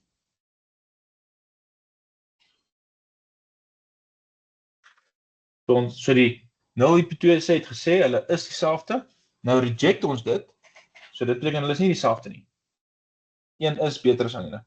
Maar, ja, so ons sê maar die data doen ons support te klein, dat hulle dieselfde is nie. So, die kans is groot dat die een beter is as ander. En dan vra hulle 95% confidence interval. So, ons weet nou wat, hulle het nie gesê boontoe of ondertoe nie. Hulle sê net, construct a 95 two-sided confidence interval on the mean difference in overall distance between the two brands of golf balls. So is nie te sê die een is groter as die ander nie, so ons weet, ons het ook nie weer eens sigma nie, so ek gaan na T, dit gedeelde dit kyk, en dis mos dan die ander kees die 1 plus die ander keer minus 2, so ek soek die T, alpha, gaan ons nou wees 0,025, want dit is die 5% gedeeld deur 2, en die gaan ons net 18 wees. En jy gaan lees dit net op jou tabel af. Ek wys dit maar net weer.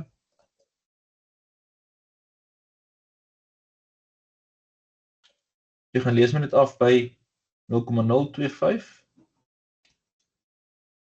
en 18. Daar.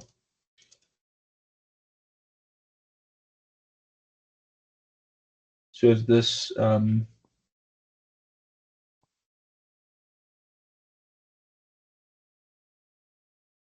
jammer, ek het op die verkeerde plek, ek het 0,0025.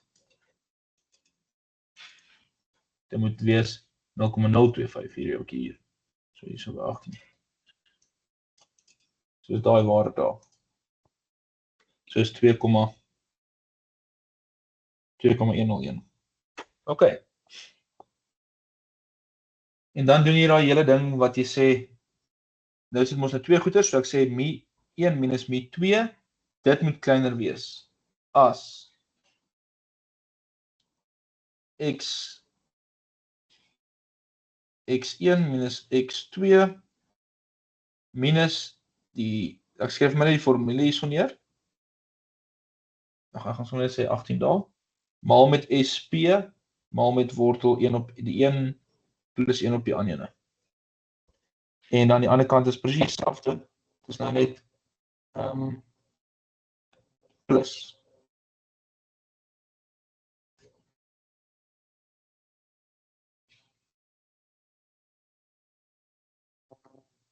En jy het al die goeders, jy het die 1x, jy het die ander x, al die goeders, en dan sal jy sien die antwoord gaan uitwerk op dit. So dit beteken, onthou nou, kom ons kyk gou weer wat dit nou eintlik beteken wat ons net gedoen het. Dit beteken hierdie laaste vraag ons net sê, as ek weer hierdie twee ouens of die een ou gaan vra oor so saamgeweef my 20 balle, hierdie eerste 10 is van die brand en die 10 is van die brand. En ek gaan kyk na hulle gemiddeld. So hy doen dit sê maar, hy slaan die 10 balle weer en weer die ander 10 balle. Dis een sessie of een iterasie. En ek doen dit sê maar nog 10 keer of nog 20 keer. Dan vat ek nou al daai 20 scenario's wat ek gehad het of iterasies wat ek gehad het en ek gaan kyk by elke een, wat was die verskil tussen die brand 1 se gemiddeld en die brand 2 se gemiddeld. Dan kan ek met redelike en 95% akkuraatheid sê dat van daai 20 iterasies sal daar, of daar behoort 95% te wees, of gevalle wees, wat die verskil tussen hulle gemiddelde, enigiets tussen 1.8 tot by amper 19 is. So dit is wat die hele daai storie sê. Gustav, ek wou net gevra het, na so 'n vraag, kan hulle jou vra om so 'n afleiding te maak van as jy dit meer gaan itereer, kan jy dan sê dit neig na mekaar toe, of omdat jy klaar die hipotese verkeerd bewys by soos vraag 1, sal hulle nooit dan neig na mekaar toe nie. Jy moet dalk jy moet dalk sê hulle sê, okay, wat se hipotese moet jy dan opstel om miskien dit te aanvaar? Dan kan jy sê wel, jou hipotese kan wees die een brand is altyd beter as die ander. Jy verstaan, maar die confidence interval sê net vir jou hoe seker is jy die verskille gaan in die geval wees. So hierdie kan nog steeds dalk aanvaar gewees het. Hierdie confidence interval, hierdie werk wat ons hier gedoen het, is nie afhanklik van wat ons by A gekry het nie. As ek jou vraag kan antwoord. Okay, nee, ek verstaan, dis juist wat ek gewonder het, soos kan jy 'n afhanklikheid tussen die twee getrek het, dis wat ek gewonder het. O nee, die confidence interval sê net vir ons, hoe seker is ons, dat as ons dit weer gaan doen, gaan dit in die interval lê. Dis nie, ons is 95% seker, hulle stem oor 1 nie. Dis nie waar dit gaan nie. Dit gaan oor, as ek dit weer doen, wat is die verskille tussen hulle, en ek kyk, is ek dan seker dat, is ek 95% seker, of 100% seker, of 97% seker, dat my nuwe toetse sal in die interval lê. As dit sin maak. Ja nee, dit maak sin, dankie. Okay. Okay, julle skryf nie oor hierdie goeters, hierdie lyk nie bekend nie, nee. Julle skryf mos nie oor die R-storie, die regressie storie en seker goeters nie. Ek dink nie so nie. Ek kon nie, dit lyk nie vir my asof julle oor dit skryf nie. Ek dink as eers in die volgende hoofstuk, Gustav, as ek nou reg onthou. Okay, ja, want ek het nou hier, en, okay, maar julle skryf oor die, yes? Sorry, jy sal nog deur daai 3 vrae van die eksamen deurwerk het presies in die semester gaan wees, nee. Kom ek kyk gou of ek dit het, jy het my gestuur, ek het gou kyk, waar is dit? Okay, ja, ons kan gou vanaf deur dit gaan. Het die dosent gesê, dit gaan omtrent net so wees? Sy het gesê, definitief een van daai 3 vrae gaan so voorkom in die semestertoets. Okay. Is daar 3 vrae? Ek het hier so enetjie wat 6 het. Nog 'n keer ding. Wat is dit? Dis question 3 to 5. Een van daai 3. 3 to 5. Wow, okay, Ja. is dit die dokument wat se naam? Is dit die dokument se naam wat dit sê? SCTK 3 en 2 semestertoets memo. Nee, dis nie hy nie. Nee. Die ander wat jy vir my gesê het. Okay, nee, is reg. So dit is nommer 3 tot ja, ons het nou nommer 3 gedoen. Het ons hom gedoen? Ja, ons het hom gedoen. As ek dit nie mis het nie. Yes. En ons het nommer 4 gedoen. Daai hele storie van die strength of alloys. En ons het nou nommer 5 gedoen. So ons het nou die gedoen wat die dosent moontlik gaan vra. Okay, 100. Dankie, Gustav. Okay. Kom ek kan net gou, julle skryf ons oor daai MSE en daai goeders ook. Want ek het nie mis het nie, die ANOVA, want dis mos nou die 2 goeders. Julle skryf ons oor ANOVA. Ja, MSE, mean squared error on die estimator. Ja, ons skryf oor dit. Ja, dis Okay, die point so- estimators, dis chapter 7 se werk, as ek reg onthou. Chapter 7. En dan, okay, want ANOVA is ook gewoonlik as mens net 2 goeders met mekaar wil vergelyk, maar kom ons kyk hierso, hoe hulle dit ook miskien kan vra. Hulle kan vir jou sê, hulle gee vir jou nou 'n ding, so hulle gee klaar vir jou al die inligting wat ergens uit 'n sagte ware gekom het, wat jy net moet aflees. So ek dink hulle, want julle doen ons R, as ek dit nie mis het nie. Moet julle kan code in R. Nee, dit is die industrial ouens, dis Wow. STTK 222. Okay. Maar ja, dalk kry hulle zoiets dat hulle net wil kyk en jy gaan aflees of dit sin maak of nie. So hulle gee nou vir ons hier, Susan Sound would like to know which background device will allow students to learn most effectively. She randomly divides 32 students into 4 groups of 8. All students study a passage of text for 30 minutes. Those in group 1 study with radio playing, those in group 2 with TV playing, and those in group 3 with no device playing, en DN4 kies 'n iPod playlist vir hulle self seker. After studying, all students take a 10-point multiple choice test over the material. En dan gee hulle nou vir ons 'n Nova storie. Wat jy nou gedoen het ergens in 'n met 'n sagte ware. En nou vra hulle net vir ons kom vra. Hulle sê net vir ons, okay, wat kan ons sê, en dit is elke keer min punte, want hulle wil net hê jy moet kan aflees eintlik. Wat kan ons sê, state a null and alternative hypothesis that Susan Sound wishes to test. Want nou, sy wil ons nou kyk, of sal hulle dieselfde wees? Sal hierdie punte van hierdie 4 groepe dieselfde wees? So jy kan net sê, die nul-hipotese is, ja, hulle is almal dieselfde. En die alternatiewe hipotese is, hulle is nie almal dieselfde nie. So jy kan net sê, nie almal dieselfde.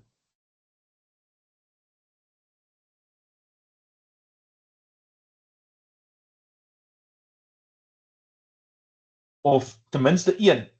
Jy kan sê ten minste een verskil van die ander. Dis nie te sê, hulle almal is nie gelyk nie. Dis net ten minste een verskil van die ander.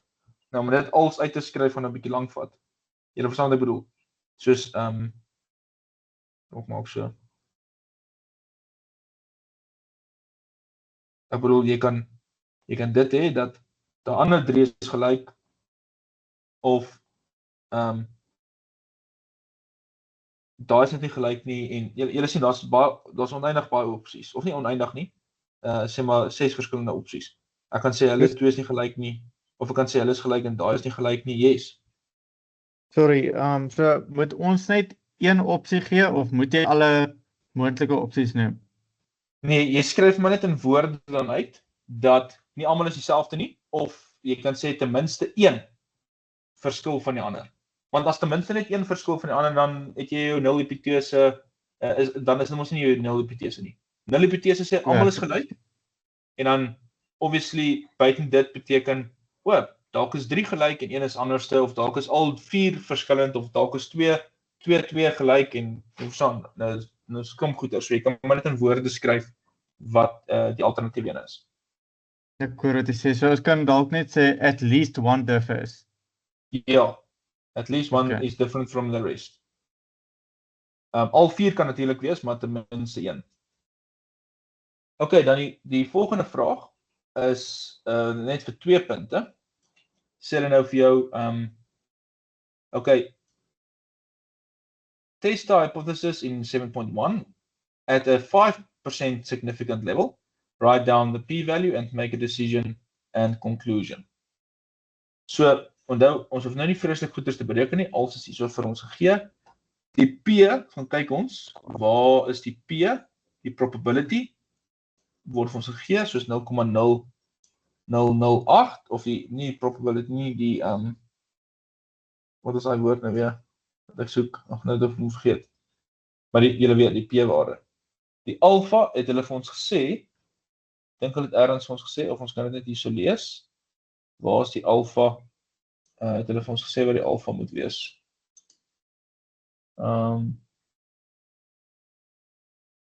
Moet ek hoef ek het ergens raak lees.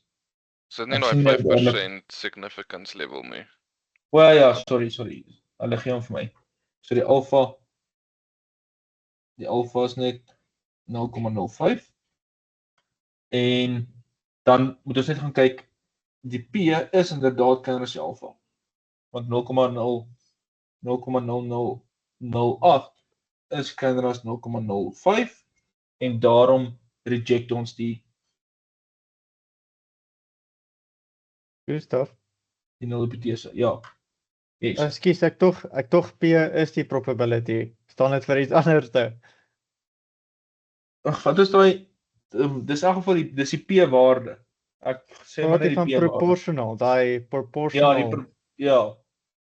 So, ja, daai proportional storie. Dis die woord wat ek gesoek het. Maar dis in elk geval op hierdie bladsy of dink jy is dit die P. En dan 7.3 sê nou moet ons al daai goedjies bereken. Ons nou bereken wat is die wat is nommer 1, 2, 3, so daai onbekendes daar. Ons moet die SSE uitwerk, ons moet die MSTR uitwerk en ons moet die MSE uitwerk en al daai goeie. So dis net formules wat jy moet ken. So vir daai eerste netjie, as ons nou gaan uitwerk, wat is nommer 1? Hier moet ons nou sê dat waar is ek nou? Among the group, hoeveel gaan daar wees vir nommer 1? Daar gaan ons net 3 wees. Want hulle sê so degrees of freedom among the groups, daar's ons 4 groepe. So is 4 minus 1. So daai nommer 1 se antwoord is 3. Maar dis net kom ek skryf dit maar net. Daar's 4 groepe, 4 minus 1 beteken daar's 3. Dis nou among the group. Within the groups, so onthou daar was ons nou in totaal 32 studente. So daar was 32 studente minus 1 van elke groep. So is minus 4. So dis 28 dan. Want dis nou within the groups. En dan die total is hoeveel het ons in totaal? Wel ons het net 32 studente. En ons het nou nie gesê in groups of so nie. Dis net as jy hulle almal skoon vat. Hulle is nog nie opgedeel in groepe en so nie. So dan minus is net 1. So dis 31. So daar moet staan 3. Gustav, Yes. sorry, kan jy nie net sê 1 plus 2 nie? Waarso? Ja, dis presies dieselfde. Jy kan net daai twee bymekaar plus. Ek wys maar net sê maar jy het nou nie een van hierdie twee nie en hulle vra dalk net die totaal. Maar jy's reg, jy plus hulle ook net bymekaar dan weet jy sommer jy's reg. OK, en dan die B, dit was nou vir A. Die B-vraag sê net die SSE en dit is die SSTO minus die S. Ek dink dis net 'n formule wat daar op julle formuleblad ook is. So net hulle van mekaar afgetrek. En ons het die SS, die sum of squares. Dis wat ons wil bereken hierdie SSE, dis hy wat ons wil bereken. So ons sê dit is die SSTO. So is daai 139. Dan ek die sum of squares total 139.5 minus die 61, die among the group. So is 61.75. Maar jy kon dit eintlik self uitgefigure het. As daai dit is en dis iets en ek kom daarby uit, wat is daai? Dis maar net die verskil. En dis 67.75. En dan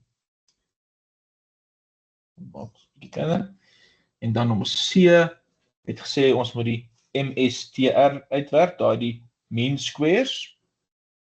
Die MSTR, en MSTR is die SSE gedeel deur mos hoeveel daar nommer 2 was. So dis nou want dis die hele tyd die enetjie gedeel deur daai ene. So hy sal wees 3, jammer, die enetjie wat nommer 1 was. So is 3 minus net 3.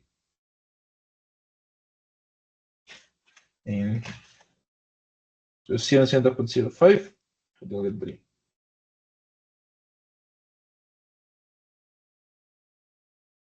.916 repetering.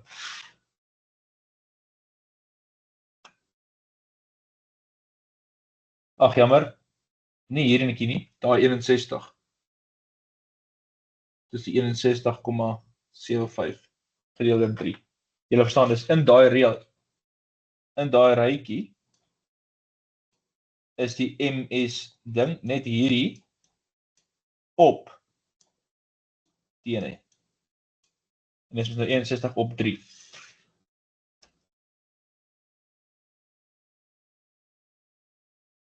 So dis 20. Julle kan my nog hoor, nee? Of nie? Dis Gustaf. Dis. Okay. Ja, want ek my oorfone maak sulke snaakse geluid, so toe wonder ek of julle my kan hoor. En dan D het net gesê die MSE. Die MSE is dan net nommer 2 wat is nommer 2 se antwoord? 28. 28 gedeel deur nommer 2. Die SSE wat ons uitgewerk het, 77.75 gedeel deur die 28.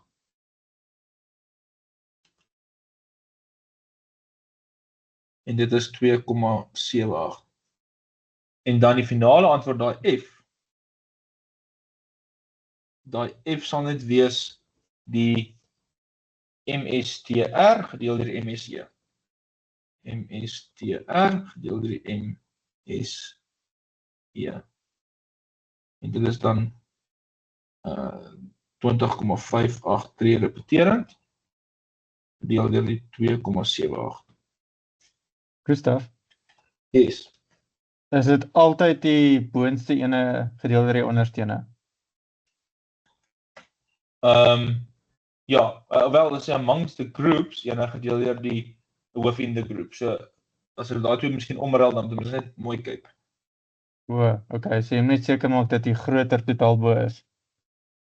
Dis reg, dis hoe ver ek dit het. Maar ek dink amper hy gee ons standaard altyd so uit.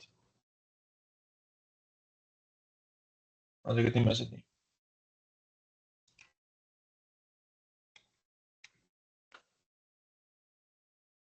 Okay. Ons kyk. Of ek nog goed is. Ja. Gaan kyk of ek nog 'n vraag of twee sou kry ergens. Dis mos 'n toets 3 wat jy skryf. Yes, Gustaf. Jy kan ook as jy wil daai semester toets uitwerk. Ek weet nie hoe voel die res daaroor nie. Daai Dis 'n paar vraagdakies. Ek moet gee so my oorfone is nou sync nou nie, dat ek net gou vinnig sync.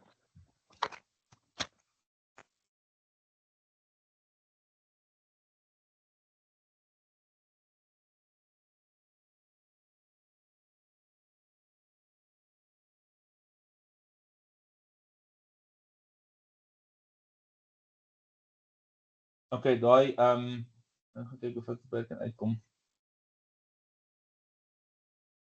Daai met die multikeuse vraag. Ja, daai semestertest wat ek vir gestuur het wat die multikeuse en die lang vrae het. Ja. Okay, ek kyk net maar na die tyd. Ek weet nie hoe baie hoe lank elke van ons het nou. Nee, soos ek sê, kies maar die moeilikste vraag wat jy dink moontlik sal toepas. Kom ons kyk dalk na die multikeuse vraag. Want ons het nou nog nie eintlik na dit gekyk nie. Okay, obviously as ek dit nou hierso gaan display, hulle gee dit reeds in, hulle wys reeds wat die antwoord is. Maar maak nou maar of jy nie weet wat die antwoord is nie. Hierdie eerste vraag hierso. So, hulle sê so, ingenieur ondersoek tans die breeksterkte van koolstofvesels. Die vesel het deursnee van 50 en die spesifikasie is dat dit sal breek by 'n sterkte van meer as 1.2 gigapascal. Veronderstel dat 'n steekproef die volgende breeksterktes gee van vesel wat getoets is. Wat sal 'n puntberaming, so dis daai point estimation van die proportion van fiber that does not conform to daai storie. Wat sal dit wees? So hoe gaan ons dit uitwerk? Hoeveel tel elke punt? Elke Dis gewoonlik multiple choice 2 vraag? punte. 2. Dis gewoonlik 2 punte per vraag. Okay, so ons moet dat miskien net 'n sommetjie doen. Dus dalk nie ooglopend nie. Wat kan ons kry? Ons het nou 8 waardes hierso, 1 2 3 4 5 6 7 8. Dit ek dink nie dit is nie. 8. So dis net 8 gedeel deur of 4 gedeel deur 8 wat vir ons 0,5 gee, maar is eintlik mos 1 minus. So ons het mos nou hulle sê 1.2. So hoeveel is daar wat nie sal werk nie? Wat groter gaan wees? Hierdie keer is groter. Kom ek skryf hom een keer. Wat dink jy is nog te groot? Hy is groter. En 0,7 is kleiner, so ek klim dit in verskillende goeders. 0.28 is groter. 0.27 is ook groter. 0.1 hy is net kleiner. Hierdie keer is net kleiner en die keer is net kleiner. Ag, hy is weer 'n bietjie te groot. So, hulle sê mos not conform. So hierdie almal conform. Hierdie almal conform, hierdie not conform. So dis 3. So dis ek moet dan 3 uit 8 is. En wat is die hoeveelheid van 3 uit 8? Dis daai 0,375. En dis hoekom dit 0,375 is. En dis reg met hom.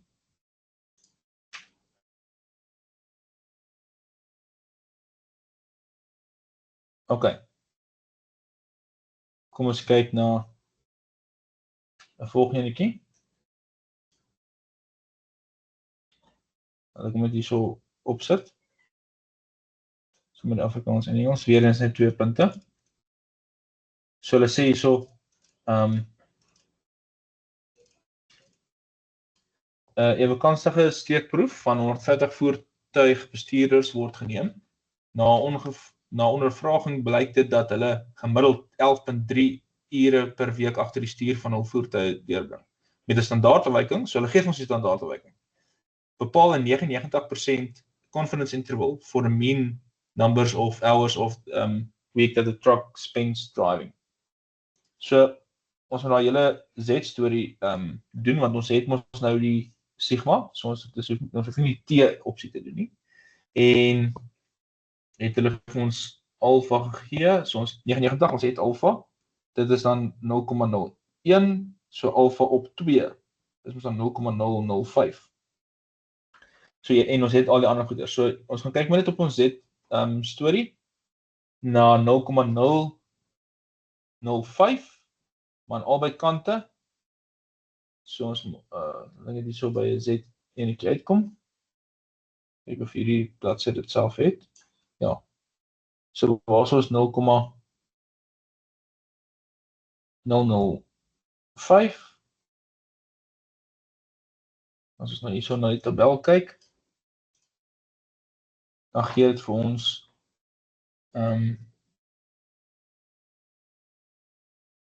0,005. Dit moet vir ons 2 punt iets gee, 2.5 rond 2.57. Hier is so 'n trend. Onthou dis ons nou wat hulle sê 99%. So was 90%. Kom ons kyk. Het ek hier effe tabel hierso weet. Gebruik mens nie die T-tabel en net die oneindige gedeelte vir hierdie vraag nie, Gustaf? O ja, dis wat ek nou ook gedoen het. Ja. Sorry. En ek het nou 'n verkeerde tabel, dankie. So is 0,005, dis hierdie hier en ons kyk ons net na die oneindig. So dit is hoekom ons dan daai waarde vat van 2,5 ja, hierdie hier. So dit is die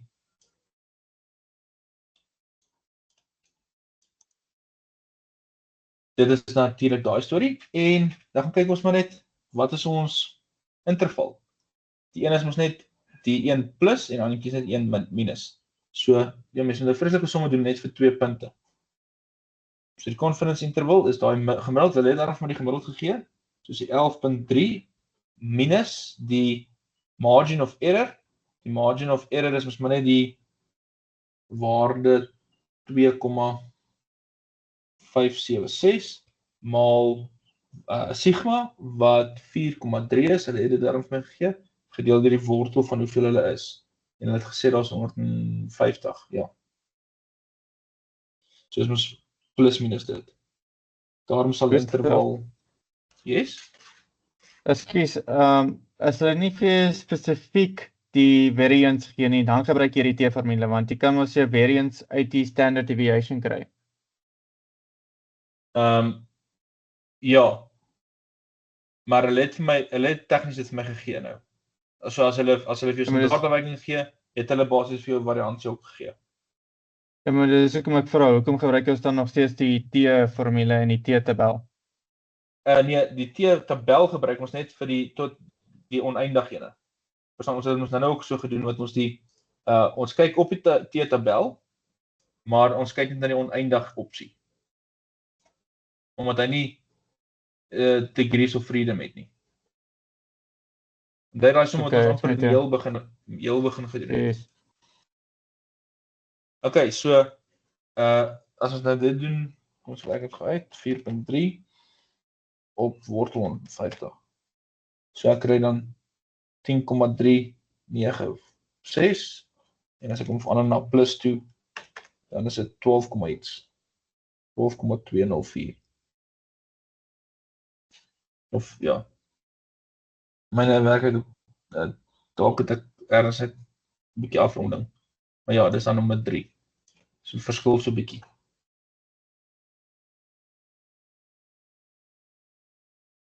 Okay.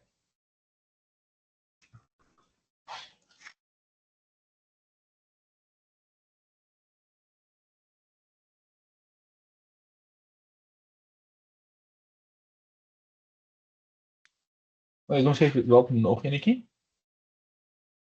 Ja, ons kan miskien nog hopelik nog so een doen. Of dalk 2. Was hy? Okay. Julle skryf ook oor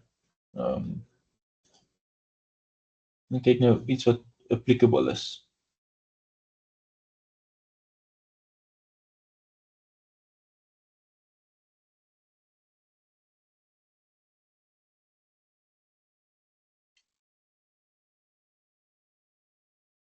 As ek my verkeerde vraag stel. Hier is hy. Okay.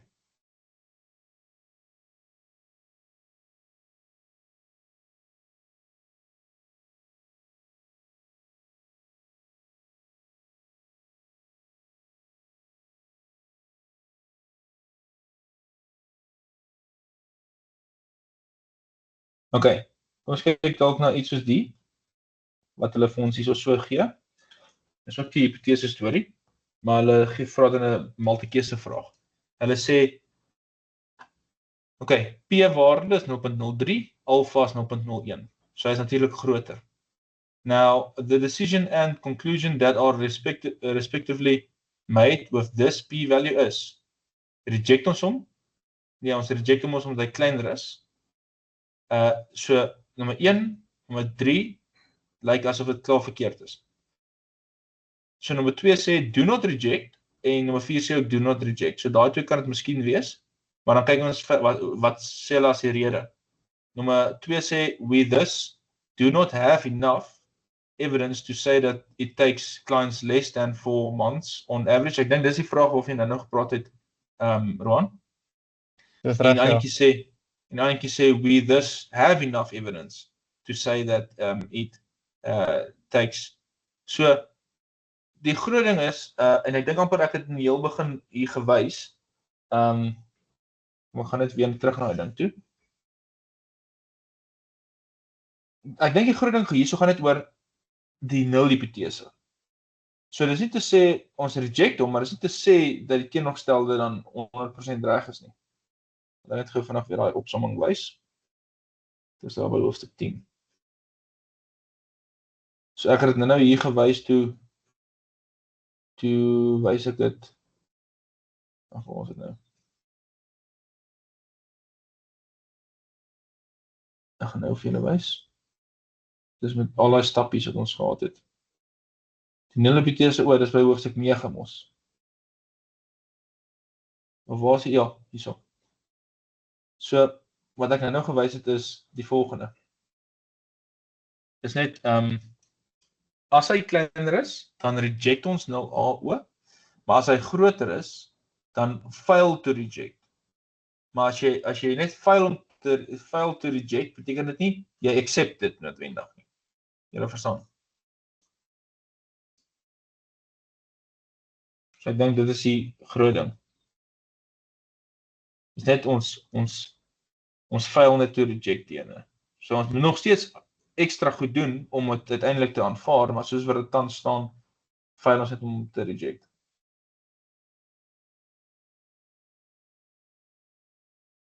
Julle reg.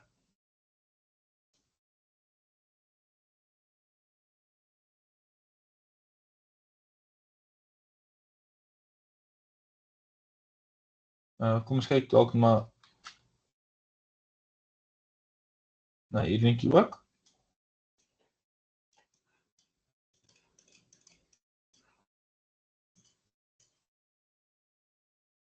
Okay. So hulle sê hierso, die volgende hipotese word gestel. Nul hipotese is hy's 0.5 en dan die alternatiewe hipotese is nie gelyk aan 0.5 nie. Nou sê hulle vir ons maar P is 0.52 vanuit 'n steekproef met 'n grootte van n as 100. Wat is die P-waarde? Die berekende P-waarde is dan wat? En dan dis P-kappie wat daai waarde is. So ons moet net gaan kyk uit ons formule uit. Sê ons formule Z is P-kappie minus in die geval pi 0 alles op pi 0 maal 1 minus pi 0. Yes? Ekskuus, is daar nie 'n T-formule van hierdie ene omdat die variance nie gegee is nie? Ons kan seker ja, dit het nie vir my gegee nie. Maar die n is groter as 30. Nee, so dis hoe ek dink ons die Z eerder moet gebruik. So regardless of hulle variance gee of nie, as hy groter is as 30, gebruik jy altyd daai Z-formule. Ja, kom ek wys jou die opsomming wat ek nou so vlugtig deurgegaan het. Nou vir jou wys. Dit is mos nou by die hipotese storie. Waar is dit? Dis nie hoofstuk 7 nie. Ag, probeer nou gou vinnig by daai stukkie uitkom wat ek vir jou gewys het. Ja, iets soos hierdie, soos toe ek nou so vinnig sê maar hoofstuk 8.1 gewys het, sê ek assumptions, either population is normal, wat beteken jou variance is known, of n is groter as 30. Sien jy? Ek sien, dankie. Okay. Reg, so ons gaan kyk en die P het hulle vir ons gegee. P-kappie is 0.5. Wat is dit? 0.52 minus die ander storie is net 0.5 wortel 0.5 maal 1 minus 0.5 alles op 100. En dit werk uit op 0.4. Maar ons moet nou gaan kyk. P, hulle het net gesê ons aanvaar hom net nie. Dis al. Ag, hy is net nie gelyk aan nie. So ek moet mos hom dan sê 2 keer maal wanneer P ook al groter is as 0.4.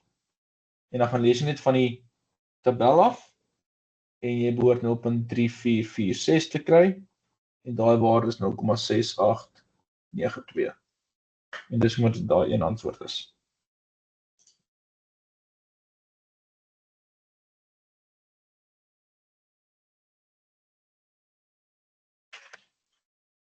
Julle reg.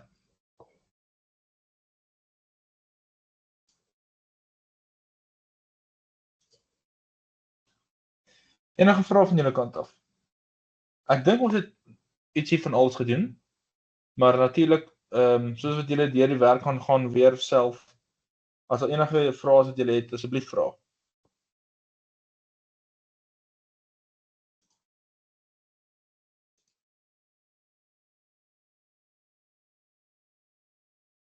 Enigiets verder van julle kant af?